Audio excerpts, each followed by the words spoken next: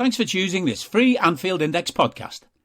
If you'd prefer to listen to this or any of our other shows without adverts, then now's the time to check out Anfield Index Pro. With AI Pro, you can supercharge your entire listening experience. You'll not only get all of our podcasts without the ads, but you'll have them far faster with our Quick Publish feature available exclusively for subscribers. AI Pro also puts you in the heart of our sound studio, with an option to listen to many of our shows live and interact with the podcasters in real time as the shows are recording. Upgrading couldn't be easier. AI Pro is available on all popular podcast platforms, and we have our own apps for Apple and Android. Just head on over to AnfieldIndexPro.com and get started today. David! Gagan! How are you doing, my friend? This has been a long time coming, I think. How long has it been since we did Old Skool? 2.5 years. Jesus Christ. Well, see, you've been too busy. You've been too busy to give the listeners what they want. This new The exaggeration is off the scale, but we'll accept that. It's not been 2.5 years. It's been 2.5 months, probably. But yeah, it's been 2.5 a long time. dog years. And so much has happened, right? Yeah. So much has happened. And so much has happened in the last week and a half. It's absolutely insane. I think a lot's happened in this season. It's been a nightmare. It's been an absolute horrendous season. I think a win, a couple of wins doesn't change that really. It's still horrendous for me. But we're not here to talk about the season. But maybe the season is what has triggered what we're going to talk about, to be honest. Because, so last week, FSG news leaked out that FSG are willing to sell the club.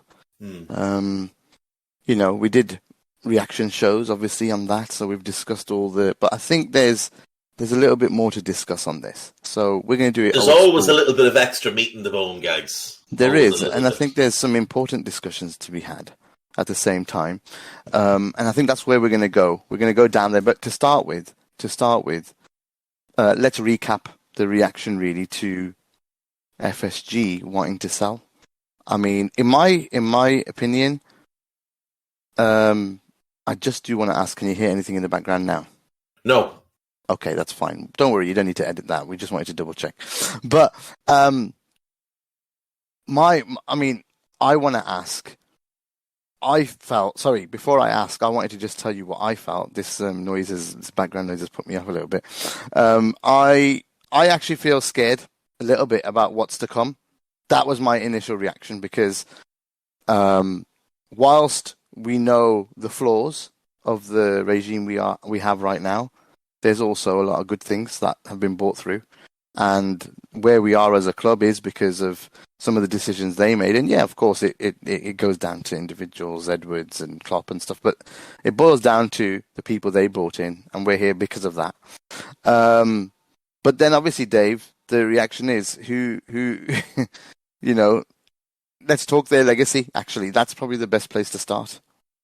Well, you're right in that feeling of being a little bit scared. You absolutely are, because regardless of what people think of FSG, there's no denying they've been good custodians of this football club.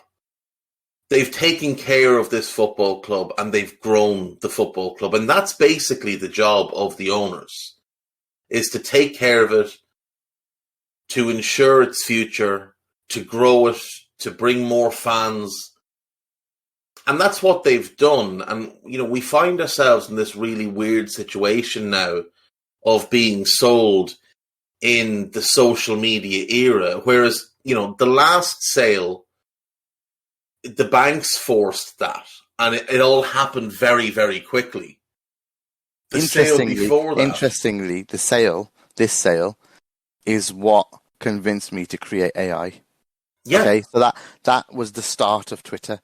That was the first year or so of Twitter. Yeah. That sale played out on Twitter, and what everybody realized was that the updates coming from the court were much faster on Twitter than they were on BBC. Because before, you'd go to a live blog, right, Dave? You'd go and sit on a live blog and you'd go and watch it and update it. It'd take ages because you've got to go and update a website and someone's got to do it for you. You've got to send them a message.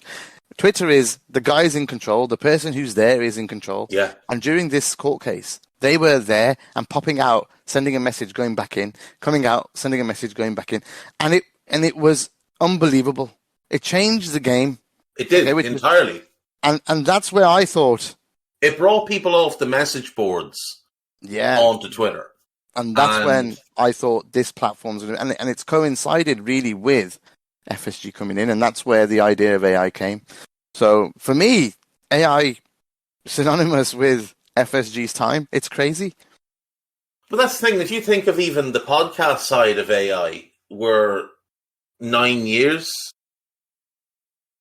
into the podcasts, and the entire thing has been under the stewardship of FSG.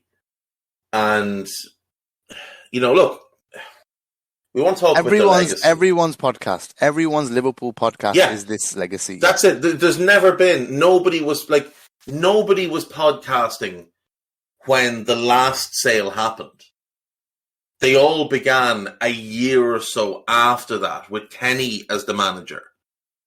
And it's been this journey since, all under FSG's ownership. And look, there's obviously, you take anything in the world, there's going to be two different viewpoints on it. There's obviously quite a strong pro-FSG feeling and quite a strong anti-FSG feeling. There's also the lunatic fringe that are just completely irrational about everything. And I kind of find myself,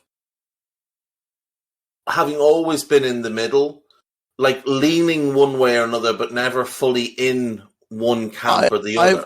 I've always felt you've been fair. So you've either praised them when good things have happened. So when they made the right signings, when they pushed got the right people in, you always praise that. When you thought they didn't spend enough, when you thought that the window went bad, you'd say that.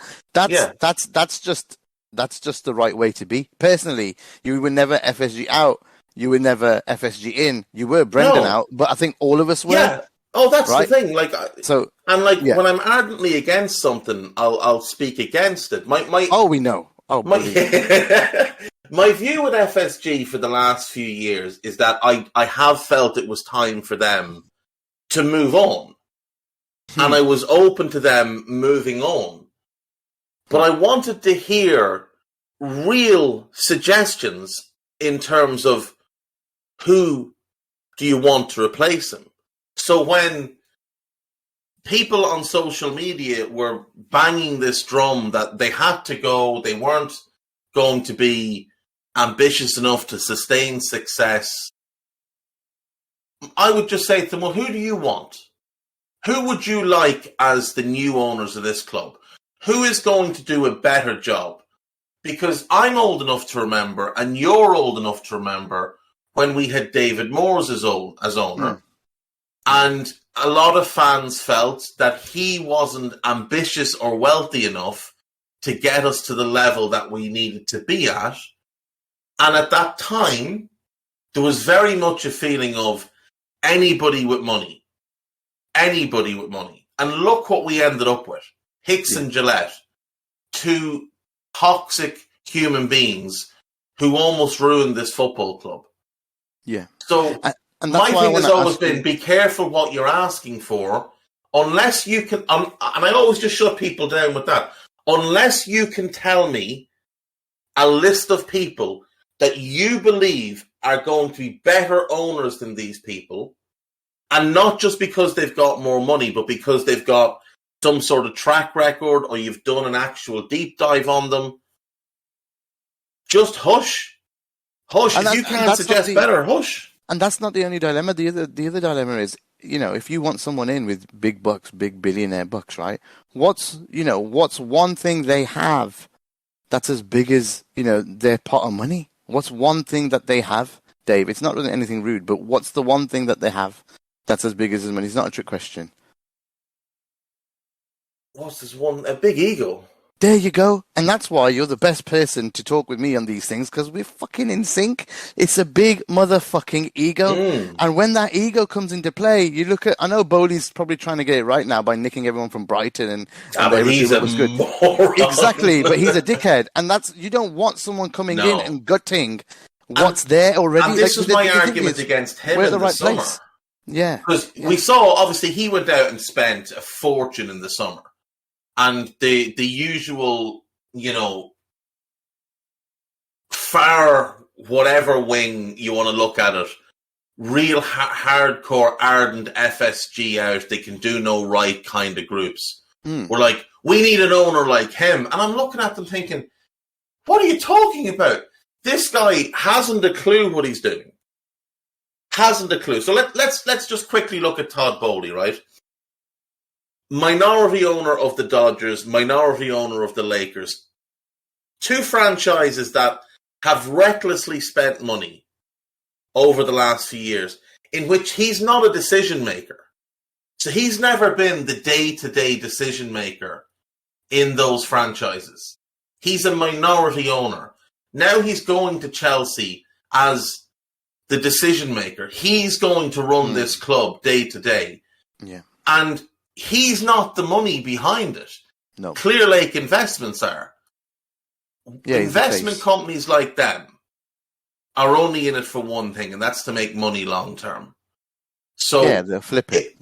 Exactly. It was very obvious from day one that Bowley was going to come in, do a few big splashy things, and then try and rework the model to make Chelsea a sustainable business so they could grow the club. Because you can go back to the 70s and Chelsea haven't been a sustainable club. Ken Bates bought the club in the early 80s for £1 because they were so heavily in debt. In the 80s, Ken Bates sold the club on the brink of bankruptcy. When Roman paid $125 million for the club, he actually paid to buy out their debts. Then he gave Ken Bates an extra $18 million on top of it. So Chelsea have never been, in the modern era, a sustainable enterprise. Never ever. He was funneling in. He was losing, $1 million a week or something. $1 million a week, $50 million a year over a 20-year period. So, like, billion. We didn't need a Bowley, because you could tell, like, you'd hear all these things coming out of Chelsea about how he thought if he was to buy a player, the player would just automatically come in on the same contract they were in on the old club. And if they had 3 years left on that contract, Chelsea just inherited the 3 years. You'd hear stories about Christian Pulisic. Bowley decided to extend his contract. Didn't tell Pulisic he was extending the contract. Just made a decision that he was going to extend Pulisic's contract. Yeah. You'd hear things like him trying to force Cristiano Ronaldo on Thomas Tuchel. But one question, how can you extend someone's contract without them signing it? He didn't understand how things work, Gags. Oh my God. He didn't understand how any of this worked. The man is not... so clueless. He's not clever. He's not clever enough. That scares me even more, dude. That if someone like that comes in, it's going to be a shit show. The problem is, right, and here's the biggest difference between us and Chelsea. When Bowley walked into Chelsea, they had Marina and Peter Cech, and that was it. No other footballing structure. Nobody else. No sporting director. No. No technical director. No. No head of recruitment. Mm-mm. It was Marina and Peter Cech and nothing else, and he sacked both of them because they were Roman loyalists. Yeah. Whoever takes over at Liverpool is going to have intelligent people already who can lead them in the right way. So a question about that later, but let's go to the next part. Let's talk about what type of owner we want, Well, let's just quickly say on FSG's legacy, right? Yeah. They've absolutely done far more good than bad. Yeah. Far more good than bad. And even some of the big gripes that people have had with them, take away the transfer side of things, because obviously we know that's been the biggest issue. They're lack of ambition, their lack of willingness to spend. Yeah. That's been the biggest issue from a football point of view. Some of the things people have griped about them, when they tried to hike the prices and they were introducing, was it £73 seats or whatever, right? That was a really poor move. As was furloughing or attempting to furlough the staff during the pandemic. That's really the two big dings you can throw at them, because when they tried to trademark Liverpool, people missed why they tried to do it. It wasn't because they were trying to knock out the match day traders who sell badges and scarves and whatever else outside the stadium. It had nothing to do with those people. It was because Liverpool.com was being launched. And FSG knew that that website was going to draw mass amounts away from the club website. Yeah, massive hits. Because if you put in Liverpool.com, you would expect to get the club website, and you weren't. You were getting this website run by the Liverpool Echo. So that was why they tried to trademark that. And in terms of the Super League, and I will go to my grave believing the Super League was a good idea, it was just half-baked when it came out. Yeah, it needed tweaking. It was not ready. They didn't have plans to announce it for months. And it got leaked through Martin Ziegler in the Independent of the Times. And that's how it came out. And then it got rushed. And for anyone who saw the website, it literally looked like somebody had made it in like 25 minutes. Yeah. The press release looked like somebody had written it on the back of a napkin. Someone else had typed it up quickly and gotten confused by like the gravy smudge and couldn't make out what it said. The Super League was nowhere near ready. And obviously the immediate reaction was shock. And then Gary Neville and Jamie Carragher, caring only about their own pay packets on Sky, doing the bidding of Sky, who were annoyed because they weren't involved in the process, because they hadn't gotten to the process of meeting with potential broadcasting partners. So when Neville and Carragher went on Sky and ranted and raved at people who were in a state of shock, those people's shock turned to anger and they began to protest. They never stopped to think, well, what's this Super League actually going to be?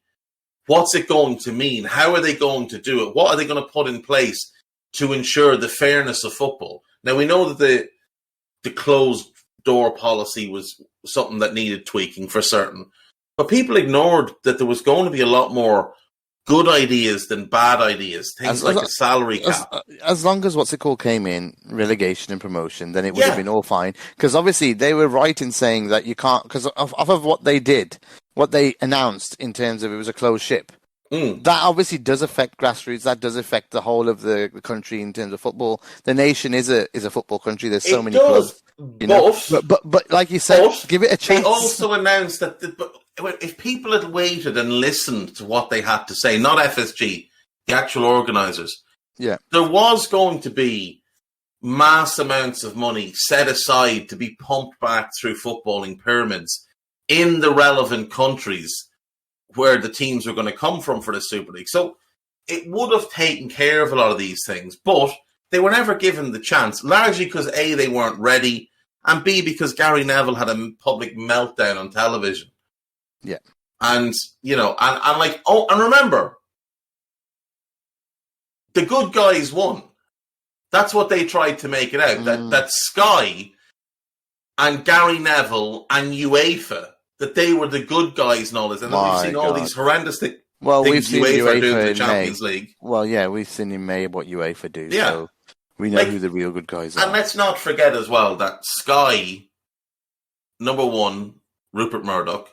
Number two, Sky were the ones more than happy to get in bed with the Premier League back in the early 90s as a breakaway from the Football League. Very hypocritical. Of course it's typical, but that's all it was. It came down to the fact that Sky were pissed that they weren't involved. There's no good guy in football in terms of the authorities, mate. There just isn't. Look at the FA. Look at the FA with Klopp today.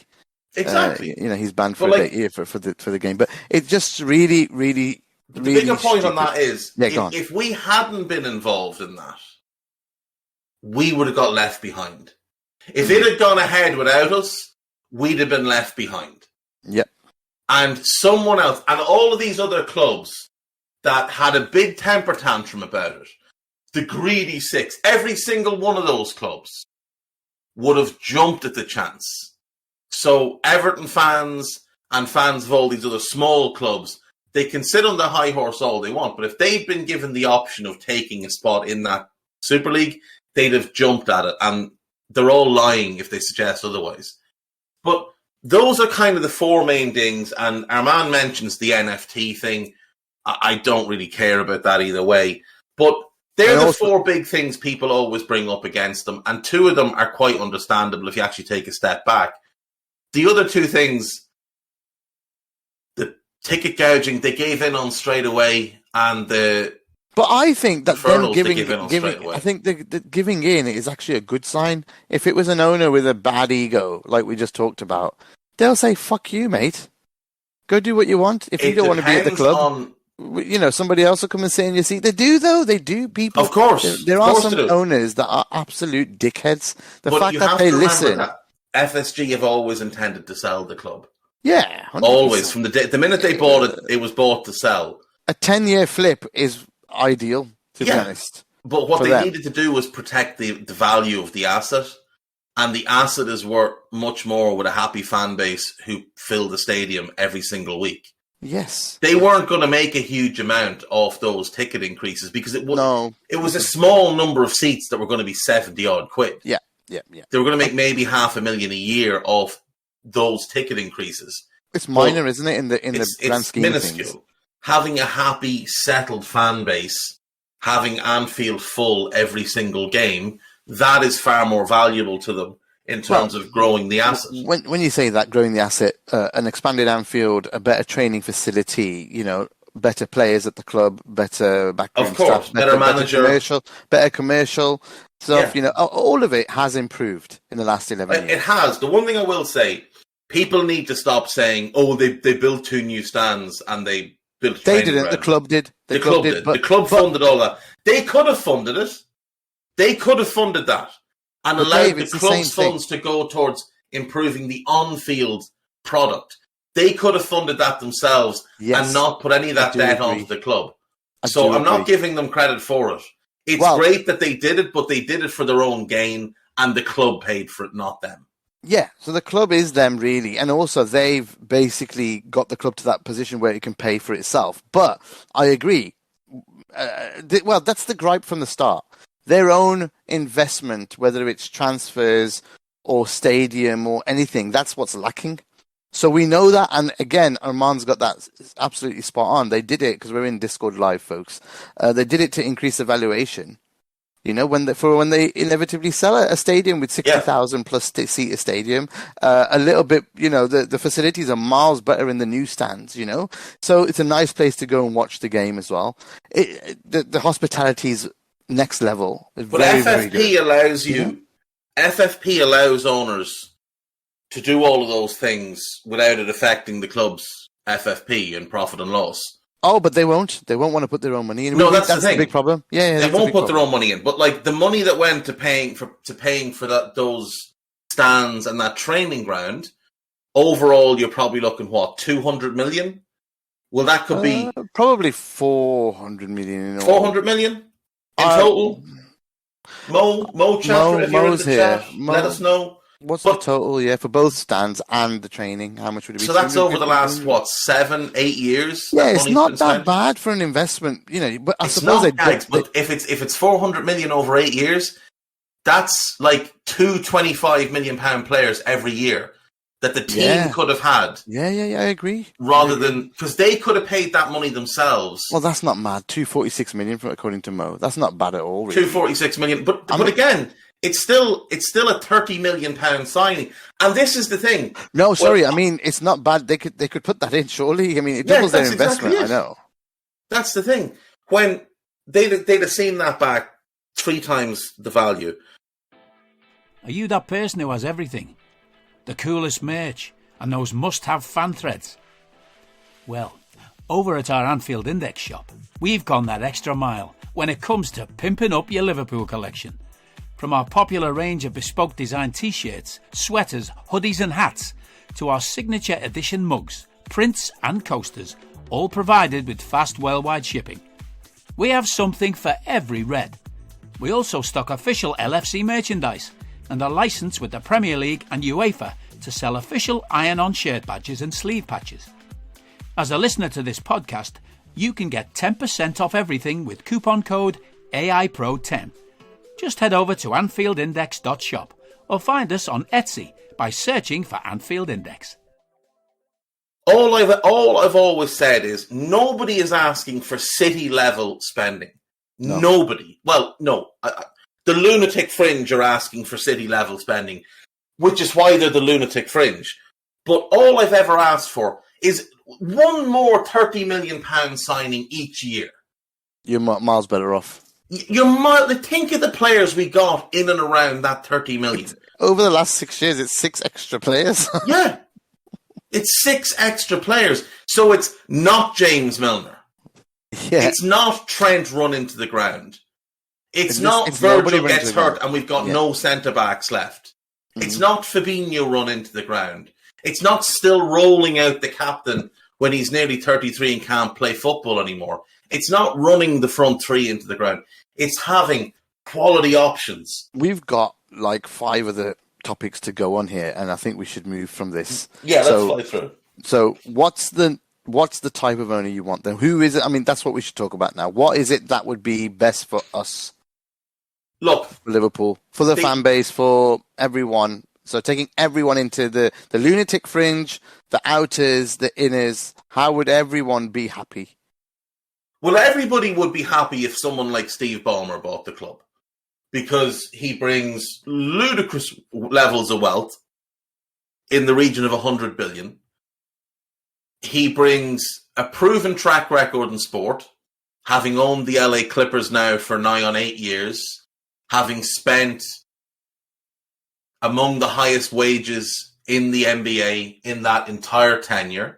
Have they been successful? I'm not. They've been to one conference final, which they hadn't been to before, but he's been really ambitious in terms of the players he's gone out and gotten. If you look at, I know you're not an NBA fan, but like their roster now, when healthy, is as good as anyone else has in the NBA. Injuries basically have scuppered them the last couple of years, but they have been, for the Clippers, they have been successful. One conference finals, that is success for the Clippers, who before Steve Ballmer were the laughing stock of the league, and now they're seen as one of the best run, best teams in the league. He has not only he spent $2 billion on them in 2014, when the record purchase for an NBA franchise was around 1.1. He just paid 2 because Donald Sterling was the owner. There was a whole big racism thing. He didn't want to sell. His wife got power of attorney, and to just force the sale through, Ballmer paid well above odds, which shows the level of ambition he has. He's spent frequently on players. He's gone and gotten the players that the coaches have wanted him to go and get for them, paid the money, and he's building them a new arena because they currently share the same arena as the Lakers and the Kings, and they don't make any money off it because it belongs to the Kings. So he has decided to build his own arena out in Inglewood. The arena is going to cost him about $2 billion. But the old Lakers arena, the Forum, is also in Inglewood, and it's owned by the same guy that owns Madison Square Garden in New York, Jim Dolan. And Jim Dolan objected to this new development by Ballmer because it was going to take away business from him, because one of the things Ballmer was going to do was hold concerts and wrestling events and boxing matches and stuff, because that's another way to drive revenue in your arena. Dolan thought, well, that's going to hurt my business model. So Ballmer just went and bought his arena off him. He was like, here's 400 million. Go away. Your arena's worth 300. Here's 400 million. Go away. And just bought this other arena so he could go ahead and build his own arena. So that shows the single-minded nature of him, the ability to just spend whatever it is he needs to spend. So he would be the ideal in terms of the willingness to spend, the ability to spend. Like, he makes Roman Abramovich look like a pauper. As long as he doesn't come in and want to change everything. No, so and this is the thing. So when he took over at the Clippers, he largely kept the same people in charge, as he kind of went through the club and figured out where things needed to change, he appointed a couple of good people. Now the Clippers have one of the best front offices in all of sport, and they're really, really well run. So he doesn't do things just spur of the moment. He doesn't come in and sack everybody, doesn't come in and make mass changes straight away. He'll put in one or two of his own people, and then over time he'll assess everybody else. For me, the ideal will be him as part of a little group. I've said before, the two lads, the two Americans with Crystal Palace, I'd very much like them, because I think the ideal is FSG on steroids. Yeah, so me too. The same type of model, but more ambitious and more spending. Again, not talking about city level spending, even though Barmer could do it. I'm just talking about when a player becomes available, we can just go and get them. Or when there's a young player out there who may or may not work out, but has this really, really high upside, that we can go, you know what, we can afford to take this gamble. We can afford to spend £18 million on Enzo Fernandez and bring him in and develop him in-house. And if he works, then we're going to have our Thiago replacement. And if he doesn't, we'll sell him on and we'll get some of that money back in. Not, well, we can't spend that 18 million because if we do, then we can't do this or this. And if he flops, then we're screwed because we can't afford to have players flop. Like, that's the type of thing I want. I don't care if we don't sign Jude Bellingham. I don't care if we don't sign Mbappe or Haaland. I don't particularly want players at the club earning 865 grand a week. I care about us having the ability to say, Yves Bissouma is available, we'll take him. Matthias Nunes is available, we'll take him. We didn't get Tchouaméni, well, we want Caicedo. Oh, you want 70 million to sell him now? Here's 70 million. We think he's worth 55, but here's 70 because this is the player we want. That's what I want. I don't want us to spend 200 million, 300 million. If we do, great. I'm not going to complain about it. But all I want is the club to be sustainably run, smartly run, and have the ability to go and get whatever the manager needs to make the team the best it can possibly be. And the best this team can possibly be is league winners and European Cup winners. We didn't win the league and European Cup last season, because they couldn't afford to buy a midfielder in the summer of 2021. That's why we didn't win the league. That's why we didn't win the European Cup. If we'd even had one midfielder to replace Wijnaldum, or just had Wijnaldum, we'd have won the league and the European Cup. There's absolutely no way I'm accepting otherwise on that. We were the best team in the league last year, man for man and across the campaign. We were the best team. The season before, the reason we didn't win the league is because we had no centre-backs. We were the best team till Christmas. That was 16 games. We were the best team across the last 10 games. We lost the league in 12 games. Imagine, Dave, we get it. We've been through this so many times. Imagine that season. Imagine these owners being, or an owner, the perfect owner, being available before the 2021, before 21-22. We'd be looking at, I think everything would be rosy. So, like, on January 1st, with no centre-backs, we can just go and buy a centre-back. That's what we should have been able to do. Not anybody. Two. But, Botman would be here, and we wouldn't be giving a shit at how much it cost. And Carr was on a plane, and he went back. Bullshit like that. All of that. We would have just tried him out and sold him the summer if it didn't work out. As I said a few weeks back, when City got an injury to Emerick Laporte, and Pep was told it's going to be about 2 months, they just went and dropped 15 million on Akanji. We're like, well, we don't really need him, but he'll cover for the short term. Bring him in. They got a great deal on Akanji, though. But do you know what I mean? We should be able to do things like that. Absolutely. That doesn't take billions and billions. That just takes ambition. And my argument with FSG is they've never been ambitious enough. Yeah, because the next thing is the wage problem. So obviously Akanji must be on extortionate amount of money. But the point is, that's where we need to be. We need to be able to say, we'll get this player out of there, and we'll pay him big bucks to get him over here because we need him.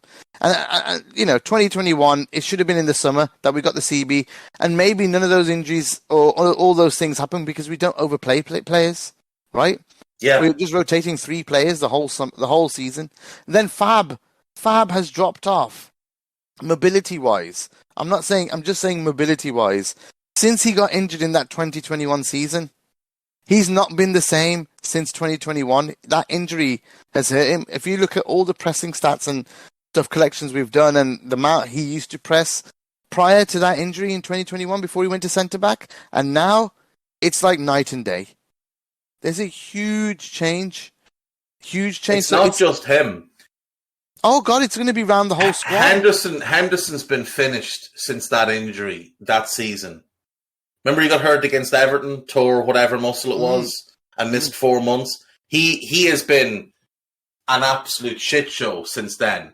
He'd been poor for about a year to that point, since the injury in the title-winning season. His legs were starting to go. He'd become hesitant to go into challenges.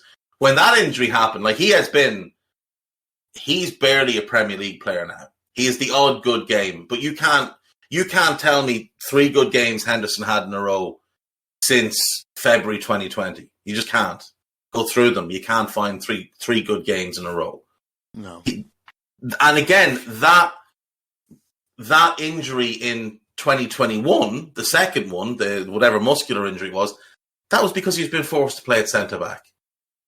It wasn't his fault. He was awful, but it wasn't his fault. He's not a centre back. We should have been able to go out on that day and get on the 1st of January and get a centre back in the door. That should have been the case. FSG, they're so risk averse. They won't spend money unless it's absolutely necessary. And the thing is, because of the way Klopp is, where publicly he'll never criticise, they have the ideal manager. Because even this past summer, Gags, we know there was money available. We know he turned down the chance to sign multiple midfielders. But yeah, no one's willing. Look, they wanted one. He wanted Bellingham. Yeah, and that's it. And it was like. But the idea that Bellingham was the alternative to Tchouaméni is nonsensical. Crazy. It's crazy. It's like basically he has a choice of these players. So there's no one on Tchouaméni's level at the moment available. Maybe there will be next summer. But what he wanted was, I want Tchouaméni and Bellingham. And it was one season after the other it's supposed to be, right? But so he goes, well, if I can't get him, I want him. And then when they go to get him and they spend the whole summer trying to get him, it's like 120 million. And they're like, well, we only got, we're 40 million short, man. We don't have that much. We can afford it because we're going to go for Chu, but we don't have 120 million. So we sell a few players as well. So we've got the money. We bought Nunez. Still, we got the money. But the point is, why don't you pivot? You can come back to Bellingham next year if you're so confident. That's the thing. You're going to make the same amount of money. There was so much profit. You still need your Tchouaméni. You wanted Bellingham and Tchouaméni. You didn't get Tchouaméni, so you need to find the Tchouaméni alternative next year and leave Bellingham till next year. But the great thing for FSG is they know that Klopp won't get criticised. Klopp can say whatever he wants and the fan base won't turn on him. So FSG can just kind of sit behind him and say, and it's known that it was on him. And see, if it was another owner that could spend the 120, they would spend it there and then. Of course they would have. So that's the point where we are with this ownership and what we want. So we've answered the question as to what we want. What do we not want, Dave? We don't want another hedge fund. We don't want another risk averse. What about a state profiteer? No. Well, no to a state. Definitely no to a state from my point of view. I don't want a state either. I just and this is not anything to do with it being Dubai or Qatar or Saudi Arabia. I wouldn't want any country. No country should own a football club. No. I'd be even more outraged if it was the idea of America buying the club. Or imagine King Charles. King Charles just turns around and goes, "You know what we'll do today, William? You know what we'll do Can't today? afford it, but yeah. Now that we've thrown Harry out of the family because he's not actually a royal, you know what we're going to do? We're going to take his inheritance that we were going to give him, but since he's not a royal, he's not getting it. We're going to take that money, we're going to go buy Liverpool. Like, that'd be much worse. Yeah, but imagine the response. Imagine Anfield booing the national anthem while that prick is sat in the director's box. Like, no, don't want the state. Don't want the state. I don't want another FSG unless they've got significantly more money behind them and significantly more ambition. Let's quickly talk about why as well. I mean, we've forgotten about the why. FSG know they can't compete anymore. It's simple as that. You know, they can see FFP's gone out the window. Thing was FFP, Newcastle have spent 200 million this year. 200 million. Guys, West Ham spent 160 million in the summer. Exactly. It's West crazy. Ham of Europa League money. And they are handcuffed by the refusal to put their own money in. They're handcuffed by it. They are so adamant that they don't want to spend their own money. They're willing to sell. Now, what I'm hoping, Dave, is that it's not willing to sell to anyone. And obviously, Tony Evans has said, that John Henry had said to him back in 2015 that the one last thing that he would want is Liverpool fans on his case for the rest of his life. Yeah, because people haunted David Moores. Yeah. Like, David Moores has never gotten over the fact that he sold the club to Hicks and Gillette. He's never been allowed to forget that he sold the club to those scumbags. So I can understand it with John Henry. And I do think Tony's right. I do think, like, FSG... Remember, FSG isn't just an ownership group. FSG is a brand. It's a multi-sport brand that they want to sell parts of, and probably eventually, when Henry's old and, the last marble is rolling around up there, he'll want to sell the whole job lot. And the best way for him to do that is to protect the reputation of Fenway Sports Group and what they represent. They didn't get the Redbird investment because they're a bunch of shitheads. They got it because they were a respected group of sports owners who have done, like I said, far more good than bad with Liverpool. Far more good than bad. Can I just say, you mentioned David Moores. I'm so glad, though, that he did get to see Liverpool win another Champions League and a Premier League title before he passed away this year, which he did pass away in July. So rest in peace. And that was so he kind of knew that in the end it worked out for what he did, but obviously that 2 years or 3 years after he sold, it must have been hell for him. Yeah, of course, hell for him. So yeah, I get you, and I suppose John Henry's probably thinking, well, I don't want that. I don't want that. And the difference is he doesn't live here. That's the difference. No, but what you're also seeing is you're seeing a lot of Liverpool fans try and use the Red Sox as another stick to beat FSG with. And it's, I would beg and plead with people who don't watch baseball and don't follow Major League Baseball to just not talk about it, because you're probably going to end up coming off as a bit of a muppet. So people have used FSG and the current discontent from the Red Sox fans to hammer FSG and, the lack of spending and things like that. Well, there's a couple of things here. Number one, Boston sports fans are the single most entitled group of people anywhere in the world. They're ridiculous. The Patriots won 6 Super Bowls. They're not likely to win any in the next couple of years, and they're cry-arsing. You've seen 6 in 20 years. Shut up. The Red Sox, since John Henry bought the Red Sox, sorry, they have won more World Series, four, than anybody else. They've won 4. One team has won 3, the San Francisco Giants. The Houston Astros have won 2. And if I'm not mistaken, nobody else has won more than 1. Big spending since 2001. Right. So in 21, 22 years. The Yankees have won 1. Simon Brundish's beloved Yankees, despite spending ridiculous amounts of money, won Super Bowl. The LA Dodgers spend money like it's going out of fashion, won Super Bowl, or not Super Bowl, one World Series. One World Series. The Houston Astros 2, the Giants 3, and the Red Sox 4.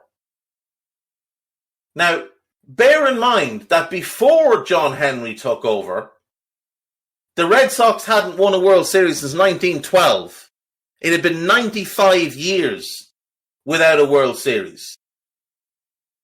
John Henry has given them 4, and they're still crying. In the 95 years in which they didn't win the World Series, they only got to 3 World Series and lost them.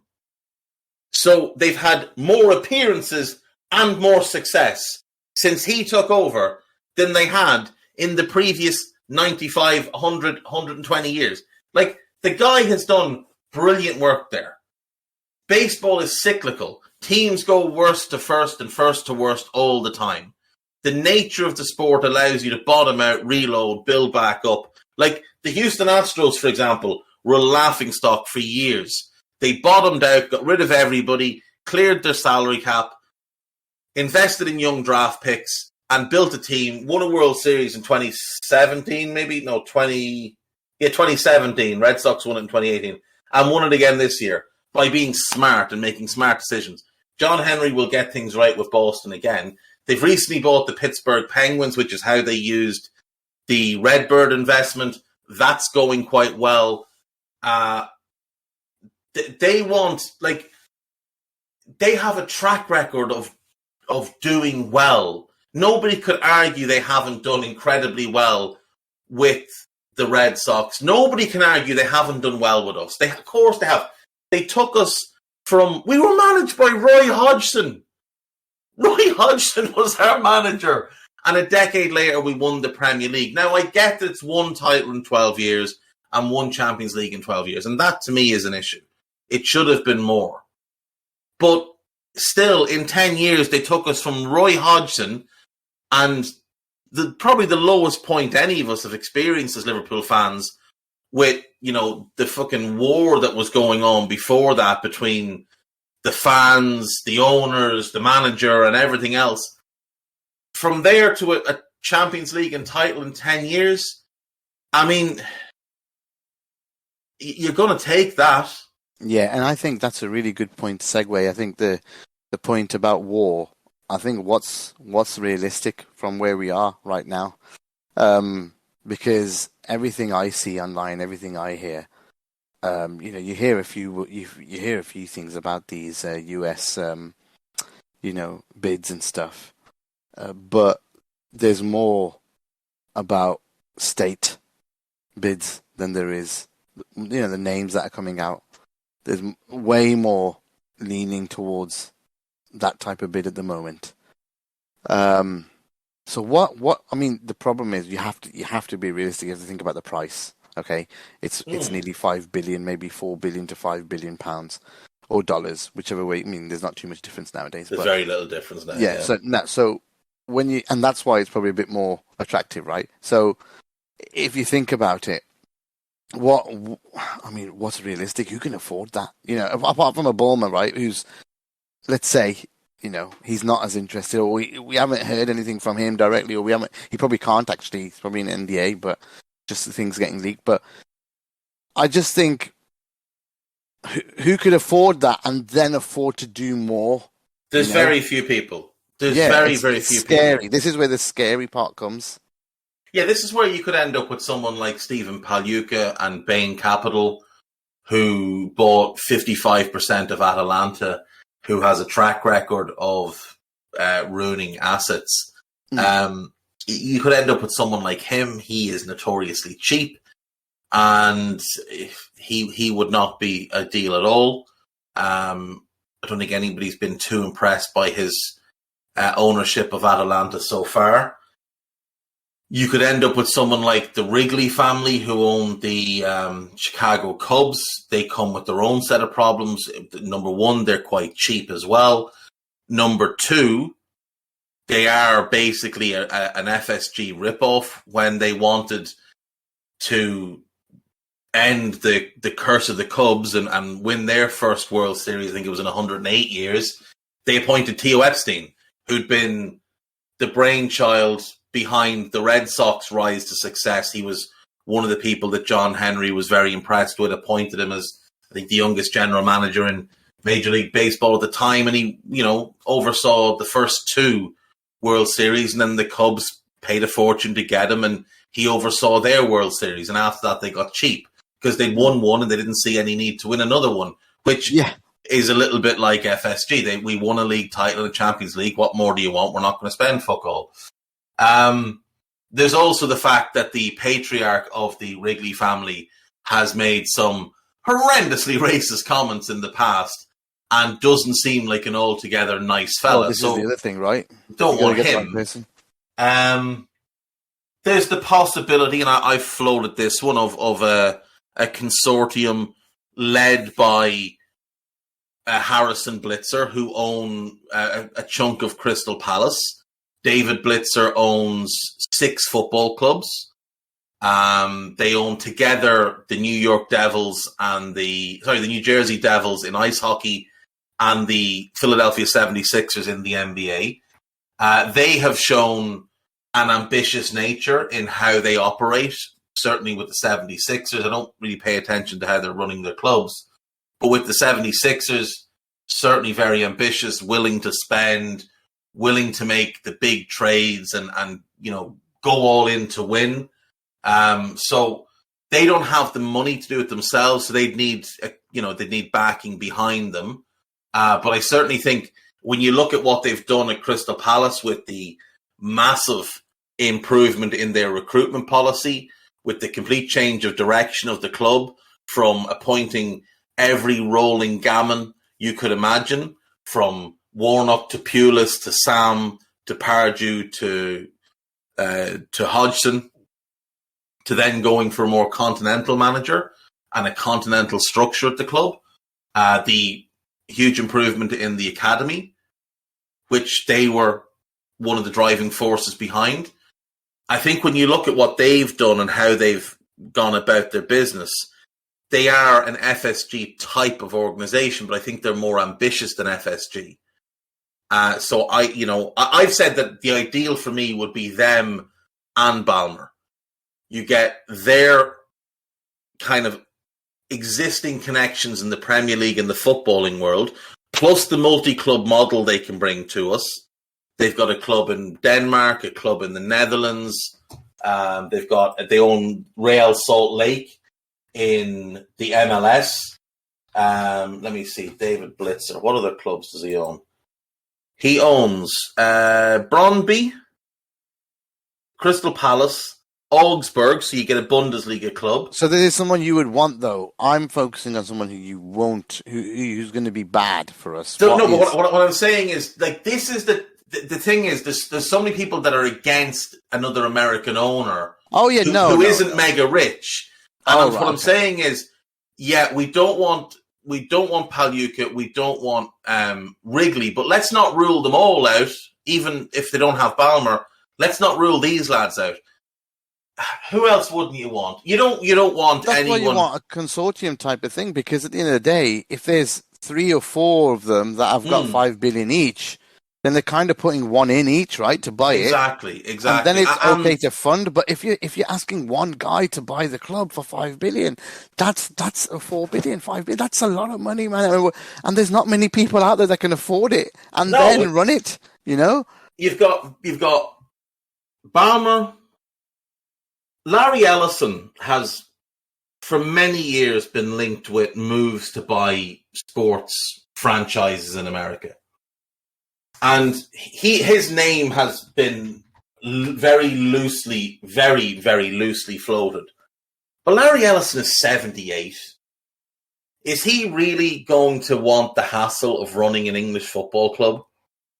So, you've got to factor that in as well. And if he were to buy the club and maybe do what happened with the Glazers, where the Suns end up taking it over, like, what are the Suns like? I don't know a whole lot about Ellison and what he might be like. Others that you wouldn't want outside of Paluca and Wrigley, you don't want anyone like them with their sort of track record of being cheap and, either in the business world or in the sporting world. You don't want anyone who's ever ordered the murder of somebody. I think that's a fair line to draw in the sand. You don't want anyone who's, had journalists chopped up and put in barrels. Hello, Newcastle fans, if you're listening. You don't want those type of people at your football club. But aside from that and nations, I'm good. So we missed one, which Armand's put in there. Mukesh Ambani from India, Reliance and Mumbai Indians in the IPL, so has some franchise history, and they're the most successful team in IPL as well. Yeah, no, I'm open to him because he's got all 90 the billion. He's got 90 billion, yeah. So he's loaded. Now, I mean, again, I don't know if he's done anything in India that pisses people off or whatever, but I know his brother's a bit of a twat. But again, that's where the next question goes to, Dave. Where do you draw the line? There's a big morality conversation to be had at this point. A lot of people, like you said, there's lunatics out there who, but to be honest, actually, you know what? I'm not going to say that. I take that back. There aren't lunatics out there. There's people with different opinions, and I'm going to respect those opinions. And some of them are lunatics. Yeah. No, but I'm not going to judge people. The point is that everyone has a different opinion on this. And it's basically where you draw the line and where your morality lies, okay? And maybe some people are younger and they don't care about certain things. We're here to try and educate and discuss those things and maybe put those across. And from my point of view, it would be very difficult to follow a club that has dirty money. It'd be very difficult to follow a club. I mean, especially after we spent 10 years, taking the piss out of Man City.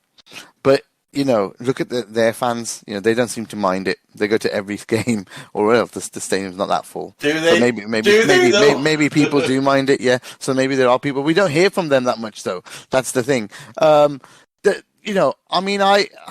It's going to be, if something like that does happen, I think war's afoot, because I've so many times thought about what would I do with Anfield Index. Just say something like that happens.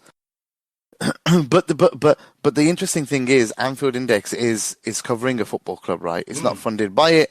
Also, Anfield Index has livelihoods at stake on it. Okay, so there's people working on it that that's their life. So from my point of view, Anfield Index has to continue no matter what, and it would probably become a very negative outlook of the club in terms of the ownership.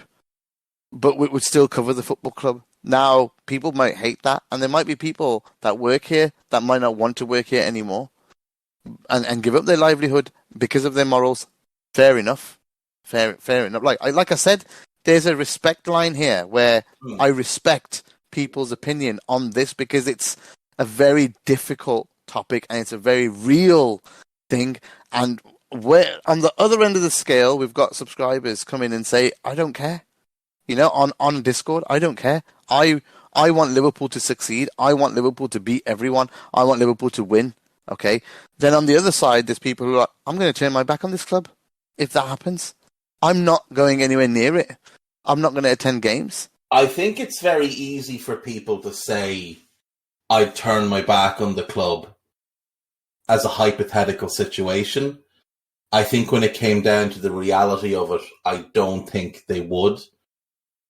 You can support the club and hate the owners. We've had that before. You can find distaste in the owners, but it'd be very toxic, though. It'd be very toxic, though. Dave. Would it, though? It's toxic now. It's toxic now because we're not winning. 2 years ago, it wasn't toxic, Gags. And the same people disliked FSG in 2019 and 2020 as dislike them now. See, it'll go opposite from FSG outers. All of them would probably be happy because of the money, and then the other people were the ones that were happy with FSG would probably now be against. It'd just be a flip-flop. But here's what gets me, right? Now, I not to call the fella out by name, but Paul Machin went on Gary Neville's The Overlap and appointed himself as the voice of Liverpool's fans and said that it needs to be owners that align with the beliefs of the club and the city. In what fucking universe do American capitalists who've used our club as a cash cow align with the views of the city and the fans and the club and all the rest? You're drawing a moral line. These people are drawing a moral line that doesn't really exist. They're preaching about something purely because we had a little bit of success. If we hadn't won that league title, have funded governments and wars. Yeah, like let's not forget that two of our major commercial partners are AXA, and Standard Chartered, both of whom I've got very dodgy, are atrocious companies, and we still wear. Of course they do. Of course they do.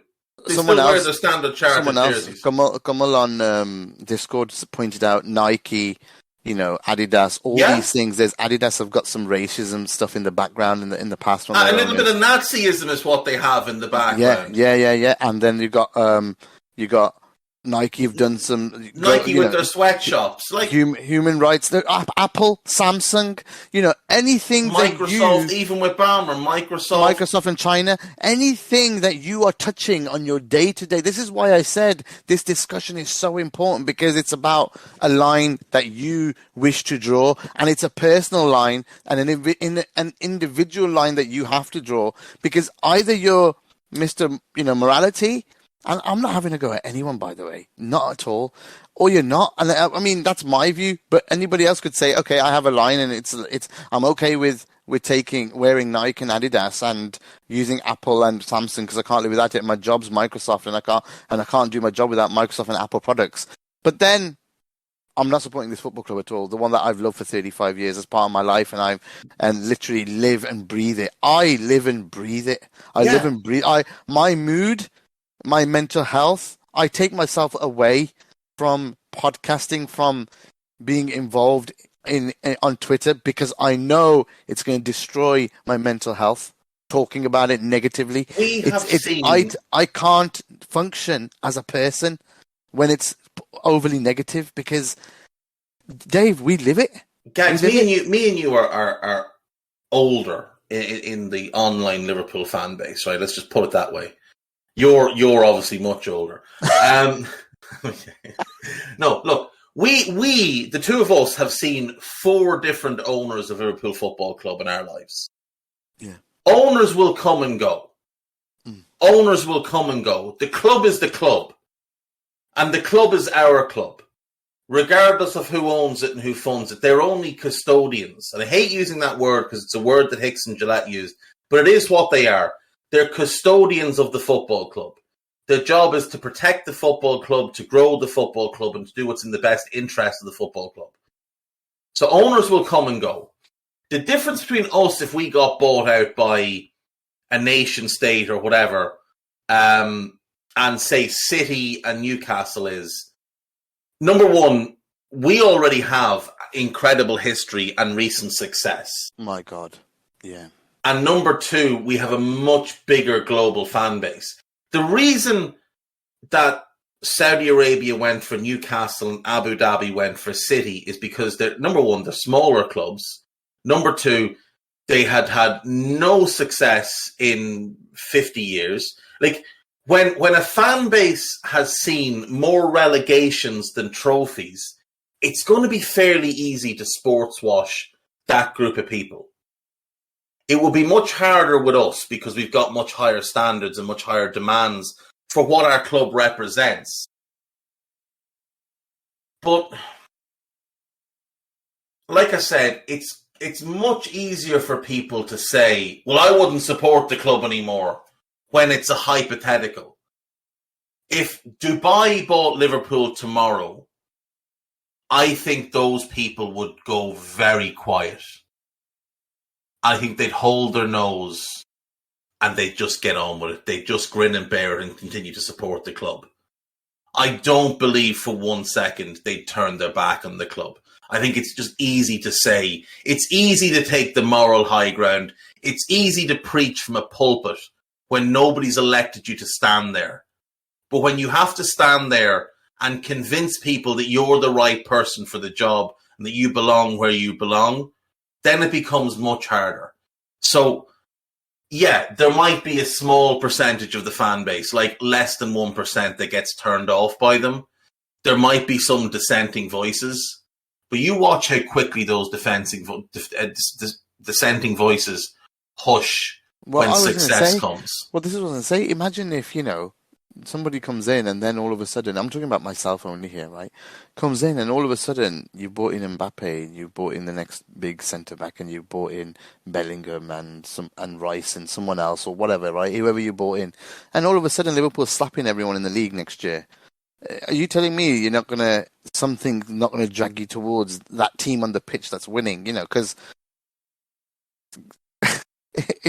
if you've loved something for 40 years, it's going to end up dragging you in. I know personally that I'm going to end up watching and I'm going to end up being like, holy crap. What I will say is there might be some match-going Reds that will give up their season tickets. That's what might happen, but they won't turn. They might say, "I'm not going to financially support this club anymore," but they're still going to sit at home and watch. I know 100% where people have said to me they will literally not look back; they'll leave it and not. And I don't believe one of them, Gags. I don't believe them. I do believe them. I don't. Do you know why I don't believe them? Do it now. Walk away. Why would they do it now? Walk away.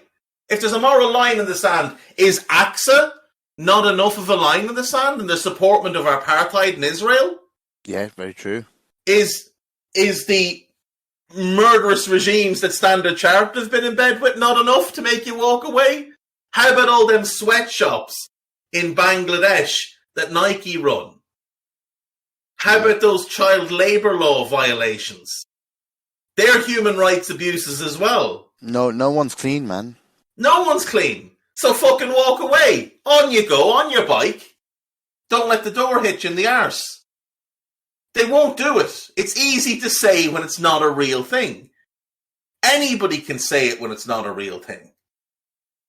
But it's going to be tough. I just don't want anyone. I just hope, I mean, this is the thing. This is why I say it'd be tough, but I don't know what's going to happen. I just don't.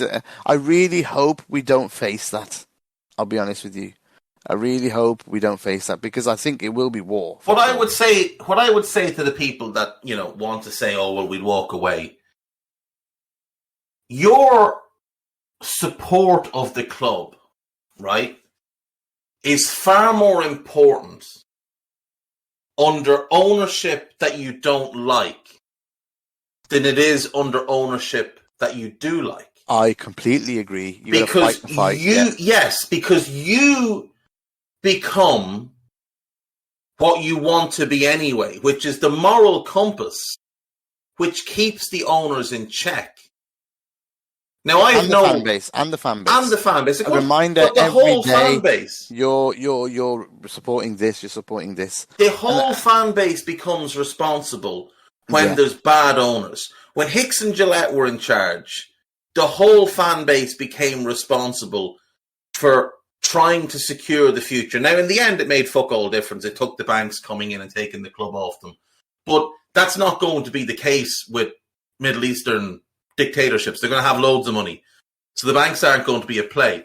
But you become so much more important for ensuring that this club remains true to itself, regardless of the owners, that the club remains true to itself, that the club and the fan base continue to be what they've always been, continue to have the same moral standards.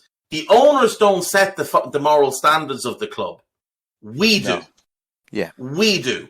We drive the direction of this club one way or another. And one of the reasons that Fenway Sports Group are selling is because they know they can't compete, and they know that this fan base won't. Some will stand by and say, it's fine. We have, just fucking enjoy it and all the rest of that shite. But this fan Give you base, another example. for majority, won't stand by and accept 7th. No, they won't. And I'll give you another example. Abu Dhabi is how we say it, is have literally bought Manchester. Literally, like they've that area, they've reinvigorated it. You're telling me, right, that if some state came in and started to rebuild parts of it, I'm telling you now, the council, the mayor, and all that, whoever would be in charge in Liverpool at that point, they'd be paid off. Yeah, but I don't blame them. If you're a Liverpudlian and you have watched your city, they'll start creating jobs. Slowly, everyone will get paid off. It's just a natural way of. I mean, it's horrible to say. If you're a local fan and you have watched over the last 40, 50 years the Tories attempt to destroy your city, to leave your city to die, if you've watched rampant unemployment, if you're watching the latest, food shortages, childhood poverty, real crises, let's remember, football is a game. That's all it is. Life is life. Far more important things happen every single day than a game of football. There are children in the city of Liverpool today who are going to go without a meal. That's far more important than whether we get 3 points this afternoon or not. If you live in the city of Liverpool and you see somebody who walks in and immediately starts creating jobs, building new developments, creating housing, creating opportunity, making sure that no child goes hungry, which is what is happening in parts of Manchester under Abu Dhabi. I don't blame those people in Manchester who have gone, you know what? I'm okay with this because it goes beyond my football club. They're helping my city. They're helping my people. They're helping me and my family. And I think if the same thing happened in Liverpool, I think a lot of people would be like, you know what? The football club is just a football club. Yeah, and I'm vomiting in my mouth a little bit saying that, to be honest, as well, because it's the last thing not that I don't want somebody to come and, help the city. I just don't want them to do it, if that makes sense. No, and nobody wants us to be state-owned. At the end of the day, nobody wants us to be state-owned. But if we were, it's not like it'll be forever. I think it might be. Who buys it then after that, I just don't see anybody buying it from Man City now or from Paris Saint-Germain, for example. I don't see Newcastle. They will have different owners. They will have different owners by the time we have more grey hair than we do already. Eventually, they will just sell up and go and do something else. The fun of it will go out of it for them or whatever. Who can afford it, Dave? Who will be able to afford it? Yeah, but let's remember, here's the other thing, right? I've seen a few people say, there you go with them, man. That's right. You'd have to wait for UK government to turn on them. Yeah, that is the thing. Or that the oil industry shutters and is over. And all of a sudden they don't have as much spare cash and they start calling back in their own money from overseas investments. Let's remember, all of those countries are held up by one industry. And if that industry goes belly up, then the money goes away. So, there is that factor as well. But, you look at, people are saying buying Liverpool for $4 billion, you'll never make profit on it. And it makes me laugh. It makes me laugh hysterically. You're telling me that a club that raised in value by 3.7 billion over the last 12 years has topped out? You're telling me that with TV revenue set to increase, Champions League revenue set to increase, commercial revenue always able to increase, that the valuation won't go up? It's absolute horseshit. Simple economics. The value of Liverpool in 10 to 12 years will be 6 to 7 billion, because the club isn't going backwards. The club is getting bigger. The TV revenue is going to explode even further than it has before. This is not a bubble that's going to burst. It is going to get bigger and bigger. Sports franchises across the world are raising in value. When Steve Ballmer bought the Clippers for $2 billion in 2014, it was ludicrous. $2 billion is now the standard purchase price for a small market NBA team, let alone a team in Los Angeles. The Phoenix Suns are currently for sale for $4 billion.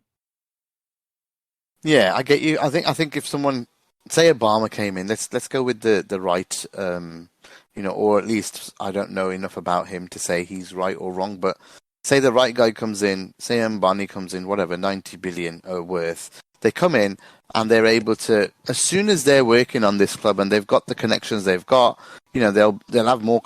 They made their money somehow, right? They'll have better commercial links to Wouldn't them. We whatever. Look great with Microsoft across the front of the jersey? Yeah, exactly. If they're spending, if that comes in at 100, 200 million a year, we'll take it. Yeah. And all of a sudden the club is valued much higher because of the commercial. And as Ali points out, you go and you win a couple of Champions Leagues, a couple of league titles. What have we seen each time we've won something major? It just goes Commercial up. revenue goes up. It goes through the roof. So the value goes up. Like, this is not the end game. Like, the club is going to be worth lots more money in 10 years than it is now, because it's worth lots more now than it was 10 years ago. And that's why, Dave, their biggest job, and their most difficult job, FSG I'm talking about, before they leave, this is going to be their biggest and most important decision. More than anything else they've done in their 11 years is who they sell to. And that's the crazy thing about it, is that whoever they sell to is now the single most important decision of their era for me. Because it's either going to make us as a fan base, or it's going to break us. We're camping up outside Fenway fucking Park and demanding that John Henry come out and face us, the coward. We all go to Boston, that's it. And it's face us, the coward. Where's the Qatar money, John? Where's the Qatar money, you fucking coward, you? Just okay, I'm not even joking about that. I feel sick to my stomach if that does happen, but I don't think it will, because I think, look, Tony Evans says, John Henry told me this 7 years ago, right? Hello, I'm here to annoy you. I'm here to annoy you into listening to more of me and more of others on EPL Index. We don't just have the Anfield Index stuff. We've got EPL Index as well, which covers the entirety of the Premier League. And we have 3 podcasts and a whole bunch of really good writing on EPLindex.com. The podcasts are my own Two-Footed podcast, which is every day at 4 p.m, Monday through Friday, covering the whole league. We have A Tad Predictable, hosted by Tadiwa. You know Tadiwa, he does Anfield Index. He presents A Tad Predictable before every Premier League match week. And then Kevin DeVries and his crew on the EPL Roundtable, they're every week after the Premier League match week. So make sure you listen to everything we're doing on EPL Index and follow us there on Twitter at EPL Index. Thank you. Bye-bye. There's not a hope in hell the last time Tony Evans spoke to John Henry was 7 years ago. You don't have a relationship. Tony Evans, in the first 5 years of FSG's ownership, was the most ardent critic of FSG's ownership in the national media. Tony Evans hammered them every opportunity he had. He picked on every single mistake they made. Every one of them. When me and Carl Matchett used to run the Liverpool Word, we did a round table, and part of it was on the owners. And Tony Evans was part of that round table debate that we had. And he hammered them. Absolutely hammered them. And he had a good relationship with John Henry while criticising them. He hasn't been as critical in the last 7 years because he hasn't needed to be. Yeah, the success has been spoke. But there's no way the relationship just disintegrated to nothing over that time. Oh, I completely So agree. if Tony's saying, John Henry told me this 7 years ago, he probably reaffirmed it to him about 7 months ago, that our legacy is important. I don't want Liverpool fans to haunt me for the rest of my life. So, if it was an Arab businessman, right, that's different, right? Someone Of course it is. Yeah. If he's a non-murdery, non-dictator, of course it is. Then he's no different than Steve Bond. Diverse. A nice diverse portfolio. Yeah. But, 50 billion behind him.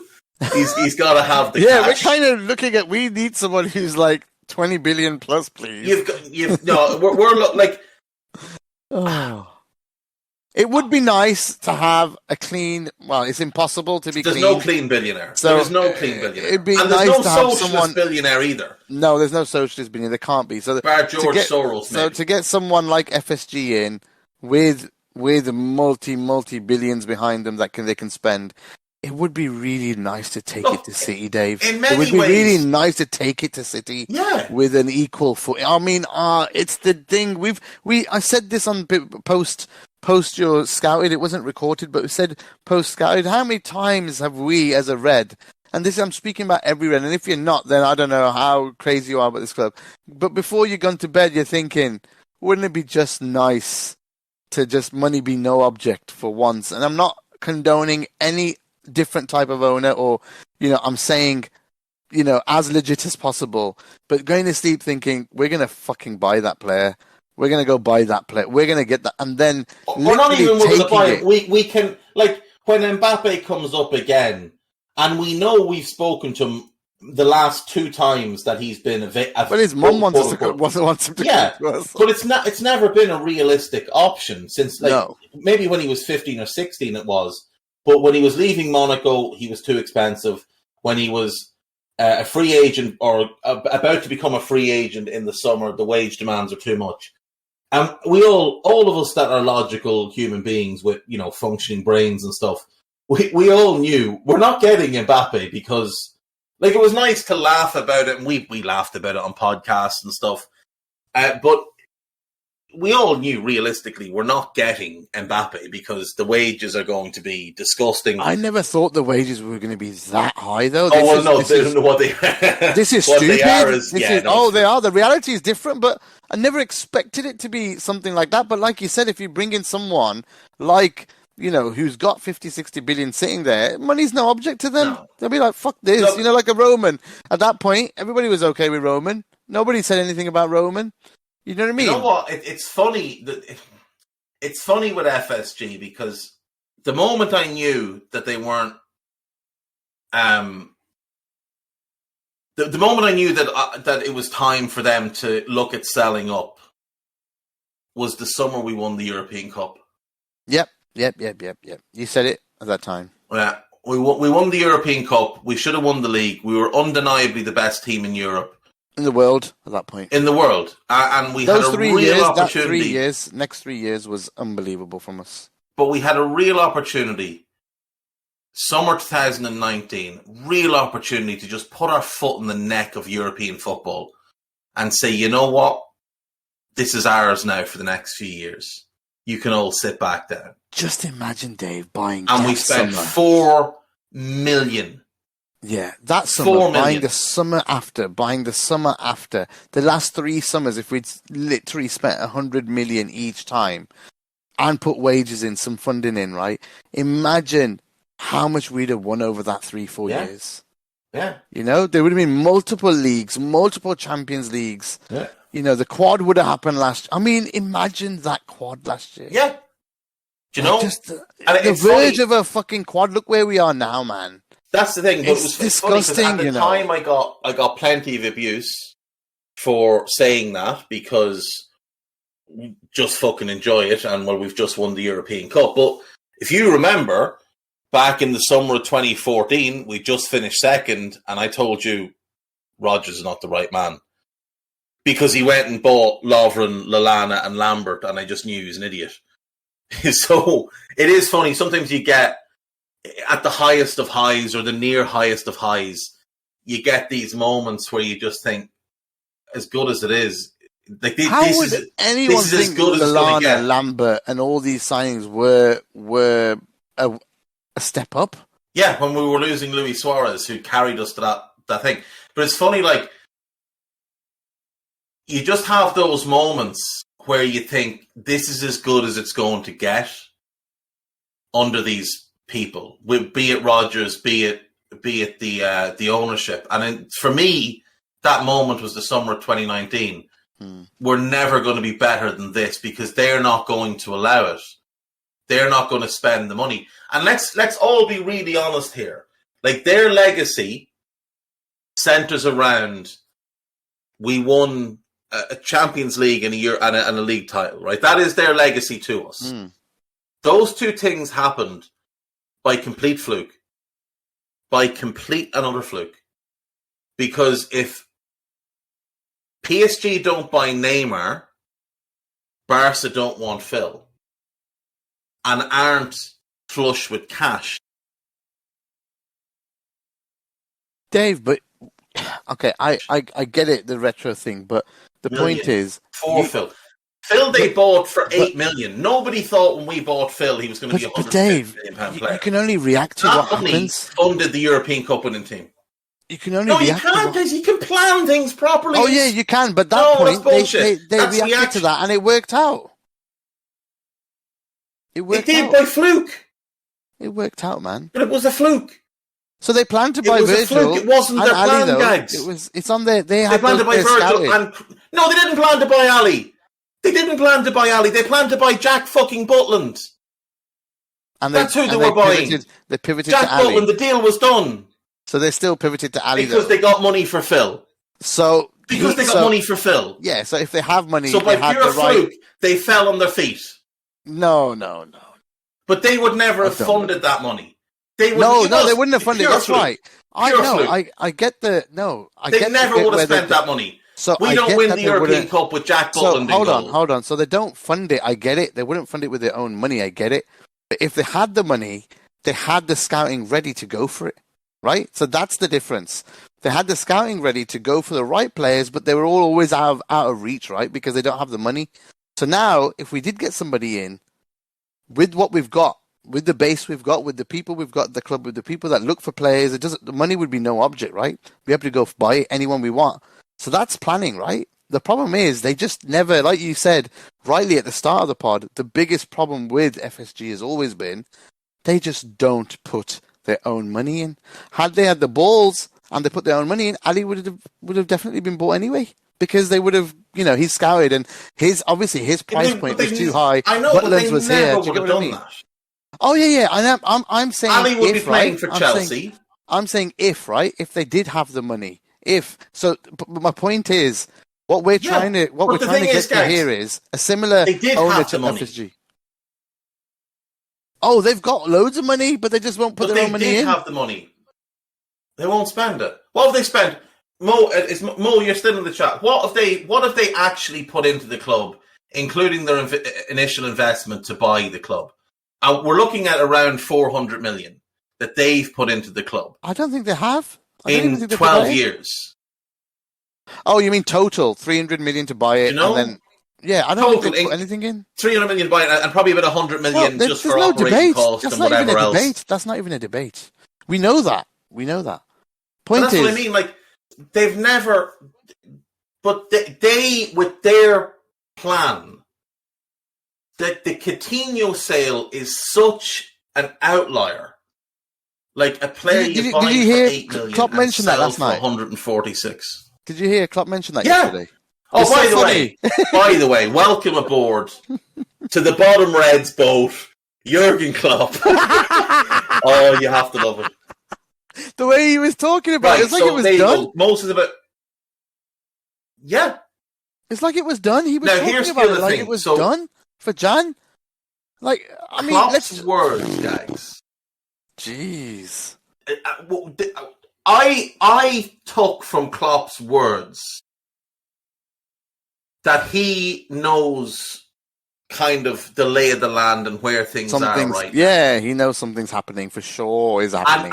And a couple, was it the day before where he said that regardless of what happened, he was committed to the club. Yeah. Is that Wednesday after the Derby game, maybe? So that tells me he has an idea of who might buy the club. And that would be interesting. That's very excited. Well, that's very good news. Then that actually makes me feel a bit better because I think he's a moral guy. He's a guy of morals. Klopp is a guy of morals. He probably would consider his future, wouldn't he? Yeah, If Dubai bought us, yeah. He might consider his future. But his words led me to think that A, it's further along than we're led to believe. And B, it's somebody that he's on board with. And C, he's been told there's going to be a hell of a lot of money to spend. So Tom James he seemed like a kid in a sweet shop. Yeah, so Tom James thinks that Klopp wouldn't leave no matter whoever buys the club. I don't think he'd abandon the fans like that. I don't know, dude. Look, there's people willing to turn their back on the club. I know who supported it all their life are willing to just turn their back on the club. At the end of the day. Well, here's my challenge to you, Gags. You make a list of those people. And if Qatar buy us or Bahrain or somebody, Bahrain, you publish that list a year later. If you publish that list a year later and whether or not they have. Publish the list. No. Name and shame them, Gags. Name and shame them. Call them out. If they're hypocrites, call them out. If they've said they're going to walk away and they don't walk away, call them out. Let's have them out in the streets. That just forces people to... Let's go and egg their houses. That forces people to, go out. And I don't want that. I want people to... just have a good think about things and, put everything into context when things... I want the chaos, Gags. I want the chaos. You do? Well, mate, I don't know if it's going to happen, but Klopp's comments do make you feel a bit better. Gordon and Hogan, that's the other thing. Gordon, moving on. Mike Hogan. There's the next key thing. Yeah. Hogan won't be here for much longer anyway. You think? Like Hogan goes once FSG. Oh, yeah. Once they sell, he's gone. Of course. yeah, he's gone. But Mike Gordon leaving tells me that this is advanced. Because Mike Gordon has run this club day to day for the last 10 or 11 years. After the initial kind of takeover and the first sort of year of feeling things out, Mike Gordon lands. And you remember the early days of AI when Fidzy would be on kind of semi-regularly, and he was always talking about Mike Gordon. Mike Gordon is the guy that makes the decisions. And that's the early days of AI, 2013, 2014. Mike Gordon was the decision maker at the club. So you're looking at least 8-9 years of Mike Gordon making the day-to-day decisions at the club. And for him to relocate back to America, and according to David Ornstein, it's to oversee the sale. That tells me it's not just pie in the sky, and it's not just early stage inviting offers. That tells me that there is something in place, because Mike Gordon knows the inner runnings of the club better than anybody, because he's the one that's largely put them in place. He's the one that balanced the business side run by Billy Hogan and the football side run by Michael Edwards. He was the guy that linked it all together and made the final decision.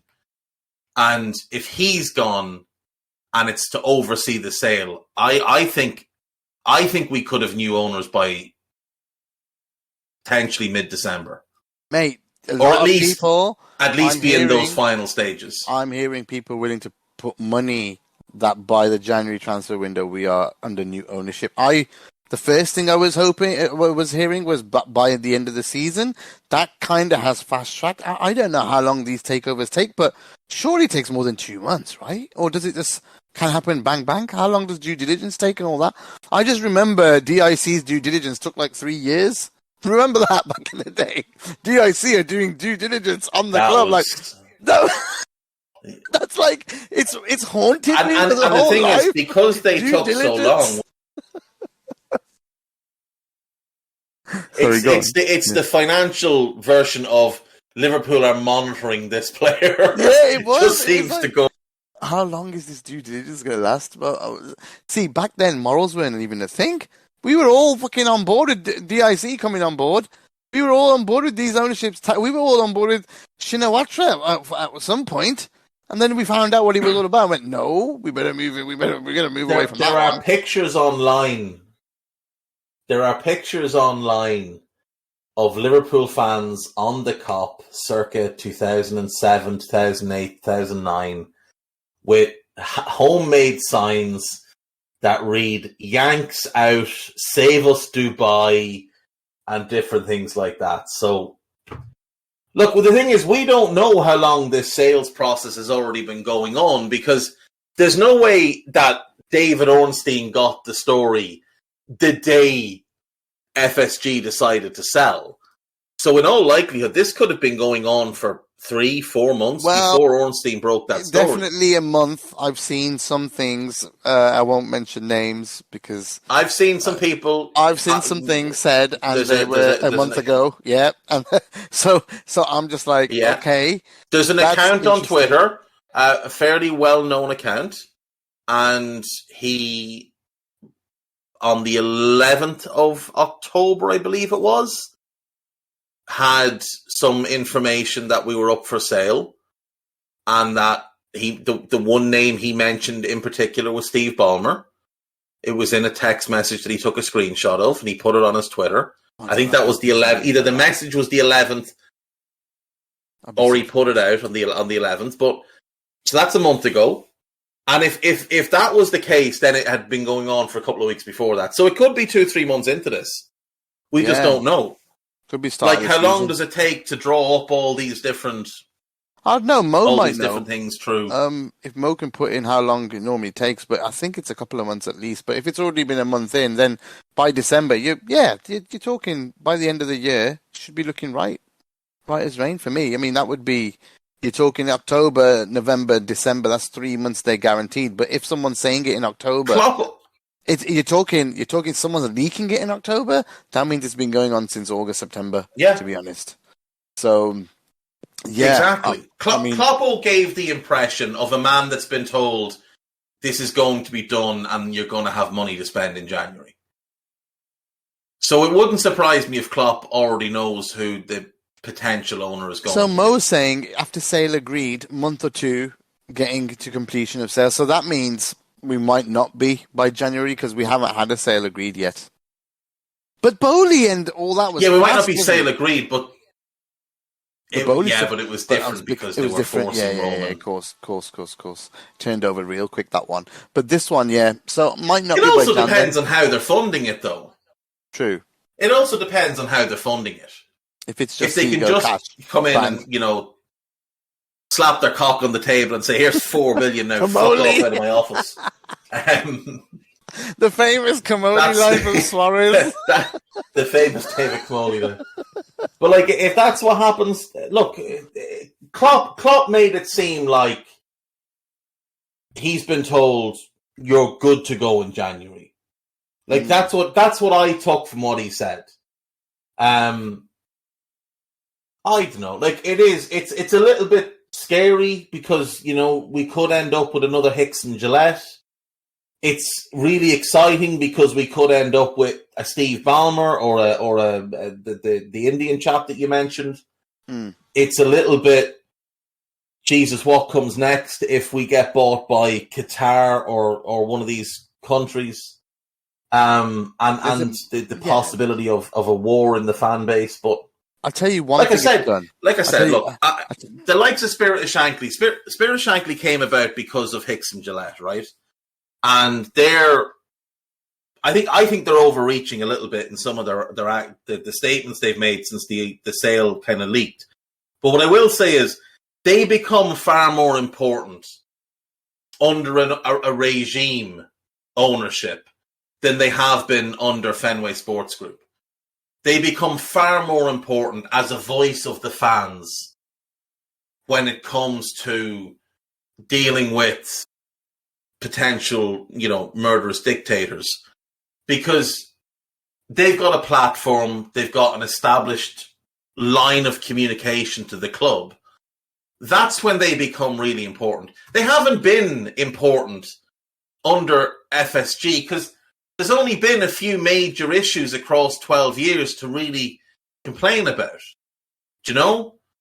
So anybody can look at that and say, right, well, look, they've done well. They've stepped up here, here, and here. Maybe they should have also stepped up here, but it's fine. They've done okay. But under a regime like, whoever, that's when they become much more important. And that's where the people who say, well, we'd walk away, that's where you become so much more important. So that's where you become... Yeah, go and finish. I was going to say, that's where you become, the line in the sand, where owners can push, but you push back. We might just have something that we haven't discussed, and we should have from the start, is the fan board that we've got, where they've actually got in legal writing that they get a say in major decisions at the club. So that might protect us a little bit. They're not going to have any say in the sale of the club. They're not going to have any say in the sale of the club. I'm sorry, they're just not. No. That's not a club decision. That's not a club decision. The club is not selling itself. The owners are selling the club. Right. And FSG are not going to listen to a group of people that don't know what they're talking about, let's be honest. Like, none of you have ever sold a £4 billion enterprise before. So who are you to say how it should go about? Like, they will probably be advised of what the situation is. And I do think part of FSG's kind of careful approach to who they sell to will be because they want to make sure that, the fans are happy. But they're like, I know they've got NDA, so they can't discuss it. We know a couple of people on that fan board, but I just can't imagine that they have any possible legal way to say, no, you can't sell the club to them. I just can't imagine that will be the case. I think it'll just be that they have to go to them before they sell it. That's all, to advise, like you said. But then that's where they can and say, look, the club is about to be sold, and go and make a bunch of noise if you want, but this is what's happening. But I don't think it's going to come to that. I think they are going to be very careful about who they sell to. Because remember, it's their reputation on the line as well. Yeah. And as I said earlier, if they're going to continue to own the Red Sox and the Penguins, and they've been linked to buying an NFL team and an NBA team, at some point John Henry is going to say, right, I'm out, I'm going to sell the whole job lot. And he's going to want the value of FSG to be as high as possible. And for that to happen, they have to protect they can't do that if they've got Liverpool fans hammering them online, offline, 24/7. I actually think it was a very smart thing of FSG to do, to get something legally binding with a fan board about club matters. So maybe this goes above the club matters in terms of scale, if that makes sense. But major decisions like ticketing, things like that. So if a new owner comes in, there's this legally binding thing that's in place, with the club and this fan board, no matter what. So that's actually protecting the club a little bit. On sponsorship deals. Oh, definitely. 100%. Yeah. But I'd like to see, on sponsorship deals, I'd like to see the fan board have at least some sort of a say in that. Yeah. So that, when there's deals with companies like AXA or whoever, that we're not just shoehorned into relationships with organizations that fund horrendous things. I agree on that. That's a really good point. That's what we should be using it for as well, for sure. So I think in the future, that's where we might go to. But, Dave, this has been an absolutely brilliant, wide-ranging conversation for an hour and nearly 45 minutes on this topic. We've covered... So there's two things I need to hit before we go. Mm-hmm. Two things I need to hit before we go. Number one, we have always remained independent from the club. Yep. And will obviously continue to do so. Yeah, however, no one's ever funded anything. No one's ever discussed this. helped us in any way? Never. No, unlike certain others, we haven't been involved in that. However, if you are a murderous dictator and want to buy our club and need my support in that, I am open to being bought. You can get in touch with me in whatever way you want. So there's that. There's that. For fuck's sake, somebody asked me today, listen, and here, listen, if anyone who earns a living from AI would like to walk away, that's fine. I'll take your work and your money, so don't worry about that either. I'm not above shilling myself. Don't you worry. Oh my god! Somebody asked me earlier on in the Discord chat about Ange Postecoglou. If Kloppo did walk away, Ange would be in the top 2 or 3 names on my list to replace him. I don't care that he's only worked at Celtic. He is an absolutely marvellous man, and the football he plays is arguably the best in Europe. So, yeah, Ange Postecoglou. If Kloppo decides to leave because he doesn't like the new owners, give me Ange Postecoglou and I'm happy. We'll still win things because we'll have all the money. All the money. Right, and anything he said, just ignore all of that, okay? So... We're all for sale. We're all for sale. Every one of us. Right. We're all for sale. The point is, we have tried to cover, apart from the last 5 minutes of joking about that he's just done, tried to cover this in as objective way as possible. We wanted the whole point was to put every side of the argument across. The entire thing across, the morality question, the whole whether it's good for the club, bad for the club, what we don't want, what we would like, how that would affect other people. And, that's where we wanted to go with this conversation. We hope you enjoyed it. We hope it was enlightening in some way or form. Fingers crossed, we don't have to face any of it. The last thing anybody wants is a war between fans and the club at the end of the day. And, I think that's what would happen if we went the negative way. Let's fingers crossed the way Klopp's reacted, or is talking at least, if we can take anything from it. I don't know if we can, but if we can, then it sounds positive. And maybe exciting times are ahead. Do you have your WhatsApp open? I do. Right, I'm going to send you something real quick. Okay. You may have heard the same thing. You'll obviously see at the top who sent me this. I don't know if that's something that you've heard, but that is if that's true, and we know that the person that sent me that is at least connected to one person who's involved in some of the talks, that's very, very exciting. Yeah, I think there's lots of things going around at the moment. And obviously, VIPs, we will try and put something in there for you a little bit later. But there's a lot of things. I mean, it's all over Twitter, to be honest. It's basically the stuff that Indy said as well. There's 2 offers on the table, this and that. And, Indy indicated. But a lot of people hate Indy for his parody type stuff. But let me tell you, majority of his Liverpool stuff is spot on. So, so when he says stuff, you should not always throw it in the bin. You can tell when it's a joke, and you can tell when it's not. So, what I sent Gags was not from Indy, by the way. Oh, yes, I know, mate, I know. I'm reading it. But what I'm trying to say is that, yeah. There's what Indy has said. 2 bids on the table. Sounds like that's doing the rounds. So we might be quite, for sure. And might be a bit further down the line than we thought. 2 bids is good for FSG because it's a war. 2 bids is good for FSG. So the thing that they hate doing, getting into a bidding war, they want people to get into a bidding war for Liverpool. Of course, yeah. Of course. To see. But fingers crossed, mate. Fingers crossed that it's very positive for the club. The only thing we want is positive things for the club. We want this to be maybe Bulmer, that comes in and buys us with a whole big investment group with him. That would be absolutely fantastic. Keeps the structure as it is. Maybe changes the CEO and a few of the higher top guys, but keeps all of the recruitment part in, everything like that. Let us function as it was already functioning. And, not all the recruitment part. Not all the recruitment part. The first thing the new owner needs to do is walk in, ring Michael Edwards and say, all the money.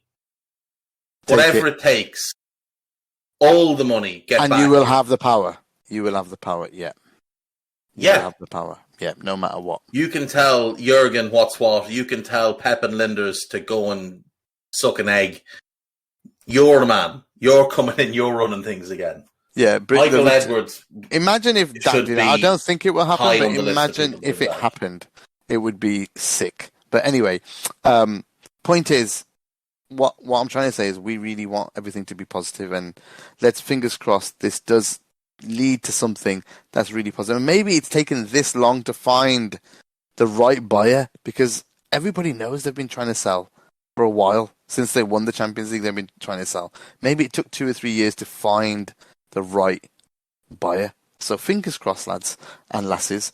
Hopefully some lots of Liverpool kicking ass around the corner. That would be beautiful, man. It really would be, and not under the shadow, and not being outdone by people with clubs with an unfair advantage. Let's level that playing field. Let's see how good you really are. Because I think we'd probably walk it. We'd probably walk everybody right now, the way we're run. So just needs that injection of cash, that big injection of cash to help us out with an aging squad. But Dave, thank you very much. This has been a great couple of hours speaking to you, and it was long overdue. So we got it done. I can't hear you. Yeah, and it was nice of you to take time out to speak. We've developed a delay here for some reason.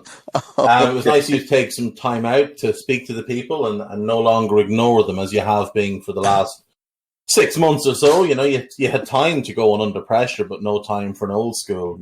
People don't want under pressure; they want old school. Dear time to go to Vegas and frivolously gamble, but no time for people on podcasts. So I won some money in a poker event tournament as well. Came second with 30 people. It was very good. The run continues. It's been great. Go. But yeah. Anyway, Gags is buying the club. That's who's buying the club. I can't believe you haven't mentioned the King of Scotland before we go. I've already spoken to him. He says he's not interested. He doesn't believe that countries should own football clubs either. Excellent. Right. He said if he's going to buy one, he'll buy Wraith Rovers. There you go. And why not? That is everything on Old Skool. Thank you so much, Dave. Thank you all for listening live. And we'll be back very soon. Up the Reds. We hope you enjoyed listening to this Anfield Index show. Please be sure to subscribe to our channel so future podcasts find their way to your device automatically. There's nothing quite like fan engagement, and we'd love to know what you think of anything discussed on this show. The best way to get in touch is over on our free Discord community, where both podcasters and listeners debate the hottest LFC topics 24/7.